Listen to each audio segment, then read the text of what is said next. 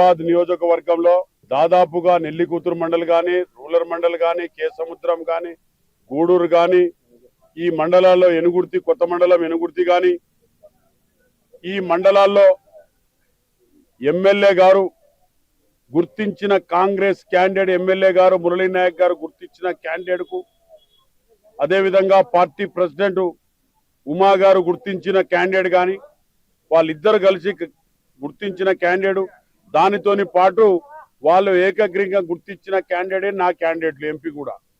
మా దాంట్లో ఇవే భేదాలు ఏం లేవు. కాంగ్రెస్ పార్టీని గెలిపియాలి. మనం కాంగ్రెస్ పార్టీలా మనం గుర్తించిన క్యాండిడేట్లకు మీరు ముందుగాలగా మీరు గెలిపించవలసిన బాధ్యత మన అందరి మీద ఉన్నది, ఓటర్ల మీద ఉన్నది. మీకు ఇవాళ గౌరవనీయులైన ముఖ్యమంత్రి గారు ఈ రాష్ట్రానికి సన్న బియ్యం బీదవాళ్లకు కరెంటు, ఇంద్రమ్మ ఇళ్ళు, అన్ని రైతు బంధు, రైతు రుణమాఫీ, రైతు బోనస్, బస్సు, మహిళా అక్కలకు చెల్లెలకు వడ్డీ లేని రుణం, దానితోని పాటు బస్సు కూడా ఫ్రీ ఇస్తాడు. దానితోని పాటు పూర్తి 100% చీరలు, మొన్న కొన్ని చీరలు దొరికినాయి, మళ్ళీ దొరకలేదు. ఆ చీరలు కూడా పూర్తి స్థాయిలో చీరలు ఇస్తాం, ఇంద్రమ్మ చీరలు. కాబట్టి ఇవన్నీ సౌకర్యాలు కాంగ్రెస్ పార్టీ చేస్తుంది.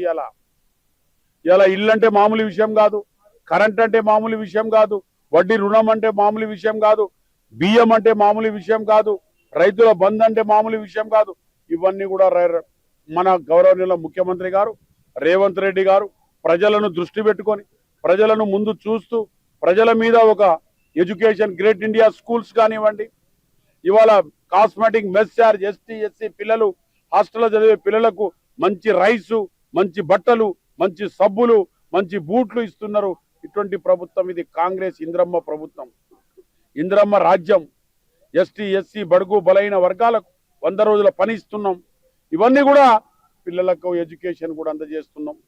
కాబట్టి దయచేసి కాంగ్రెస్ సభ్యులకు, వార్డు మెంబర్లకు, అదేవిధంగా సర్పంచ్లకు గెలిపించవలసిందిగా నేను నా మహబాద్ పార్లమెంట్ లో ఉన్న ప్రతి ఒక్క సర్పంచ్ను కాంగ్రెస్ తరఫు నుంచి ఎమ్మెల్యేలు ప్రతిపాదించిన సర్పంచ్లో గెలిపియాలి, వార్డు మెంబర్ గెలిపియాలని వారికి 2 చేతులు ఎత్తి జోడిస్తున్నాను.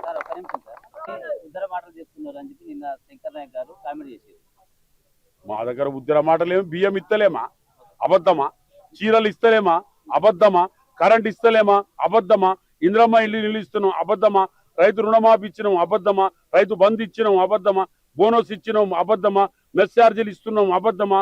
మరి ఇవన్నీ అబద్ధం అయితే ఆయన అబద్ధమో మేమే అబద్ధం మీరే చెప్పాలి. బోనస్ అనేది లాస్ట్ టైం కూడా పడలేదట. ఒక్కొక్కసారి ఆయన పడకపోతే ఆయన వేసిండా, ఇంకోసారి పడుతుంది.